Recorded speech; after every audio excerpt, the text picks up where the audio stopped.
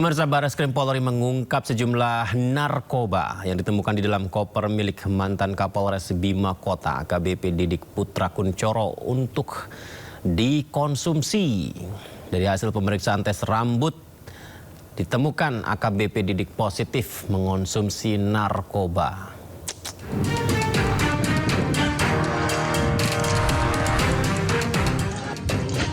Bareskrim Polri mengungkap sejumlah narkoba berbagai jenis yang ditemukan dalam koper milik mantan Kapolres Bima Kota AKBP Didik Putra Kuncoro.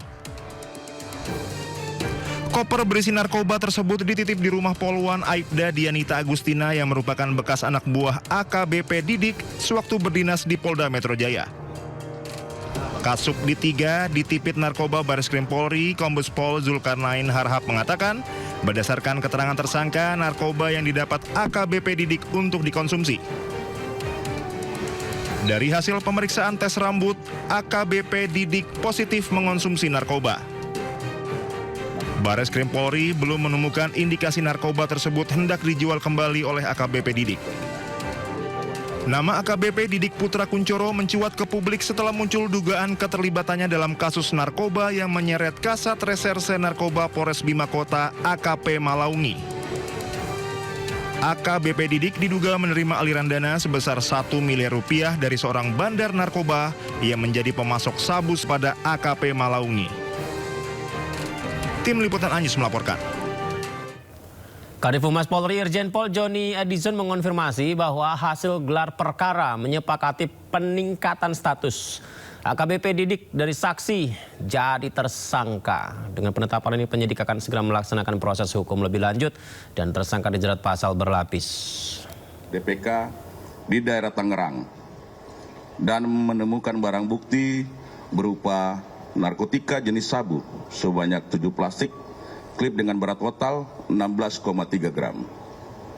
Narkotika jenis ekstasi sebanyak 50 butir, pil aprosolam sebanyak 19 butir, pil Happy Vibes sebanyak 2 butir, dan terakhir ketamin sebanyak 5 gram. Khusus terhadap AKBP DPK telah ditetapkan sebagai tersangka dan dikenakan pasal 609 ayat 2 huruf A Undang-Undang Nomor 1 Tahun 2023 tentang KUHP, Junto Undang-Undang Nomor 1 Tahun 2026 tentang penyelesaian pidana, dan pasal 62 Undang-Undang Nomor 5 Tahun 1997 tentang psikotropika. Adapun ancaman pidana penjara seumur hidup atau pidana penjara paling lama 20 tahun dan atau pidana denda paling banyak kategori 6 senilai maksimal 2 miliar rupiah, dan pidana penjara paling lama 5 tahun dan atau pidana denda paling banyak kategori 4 sebesar 200 juta rupiah.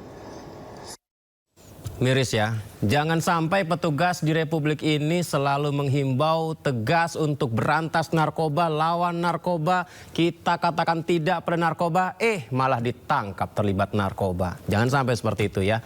Dan tidak hanya AKBP Didik, sejumlah perwira polisi juga pernah ditangkap terlibat narkoba. Kami hadirkan berikut daftarnya. Jaringan narkotika makin terang-terangan bermain dengan penegak hukum. Sejumlah perwira polisi terbukti terlibat narkotika, baik sebagai pemakai hingga terlibat dalam peredarannya. Berikut di antaranya.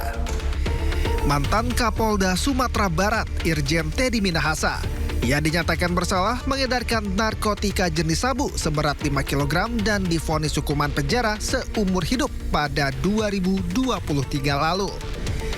Kasus Teddy juga menyeret ex-Kapolres Bukit Tinggi AKBP Dodi Prawira Negara. Dodi diperintahkan Teddy menjual sebagian barang bukti sabu kepada warga sipil. Selain menyeret Dodi, kasus Teddy juga menyeret ex-Kapolsek Kalibaru Jakarta Utara Kompol Kasranto. Kasranto turut dalam transaksi dan peredaran narkotika jenis sabu. Lalu, ada ex-Kapolsek Kebayoran Baru Jakarta Selatan AKBP Beni Alamsyah yang terlibat penyalahgunaan narkotika. Kombes Julius Bambang Karyanto, perwira menengah Polri dan pejabat di Baharkam Mabes Polri juga terseret penyalahgunaan narkotika. Kapolsek Astana Anyar Bandung Kompol Yuni Purwanti Kusumadewi juga ditangkap Propam Polda Jabar di sebuah hotel Februari 2021 silam. Bersama 11 anak buahnya, Kompol Yuni diduga berpesta sabu. Berikutnya, ex-Kasat Narkoba Polres Karawang AKP Edi Nurdin Masa yang terlibat peredaran narkotika di tempat hiburan malam di kawasan Bandung. Agustus 2022, Polda Jatim menggerebek Polsek Sukodono, Sidoarjo dan menemukan sang Kapolsek AKP I Ketut Agus Wardana bersama 2 anggotanya tengah pesta sabu. Di Riau, ex-Kasat Narkoba Polresta Pekanbaru Kompol Yohanes Caniago ditangkap personel Polda Riau. Yohanes ditetapkan tersangka setelah viralnya video dirinya sedang mengisap sabu di dalam mobil dan terekam kamera CCTV pada April 2021 silam. Masih dari Riau, seorang perwira polisi di Treskrimum Polda Riau Kompol Imam Zaidi ditangkap Polda Riau saat mengirimkan sabu seberat 16 kg di Pekanbaru. Ternyata sebuah bus Transjakarta pemirsa mengeluarkan asap hingga membuat penumpang panik. Asap tersebut muncul saat bus memasuki halte. Seperti inilah kondisinya pemirsa. Kepanikan terjadi di halte bus Transjakarta, busway ya. Mengeluarkan asap pekat, semuanya berlari untuk menyelamatkan diri keluar dari bus. Infonya kebocoran radiator ini menyebabkan asap muncul di bus Transjakarta Koridor 9 halte Pancoran. Pihak Transjakarta sudah meminta maaf atas gangguan teknis ini dan melakukan evakuasi penumpang ke halte sementara pemberhentian sementara operasi armada untuk inspeksi. Transjakarta akan melakukan investigasi internal dan memeriksa 59 unit bus gandeng untuk memastikan standar kelaikan jalan terpenuhi. Ya, ini harus dipastikan ya.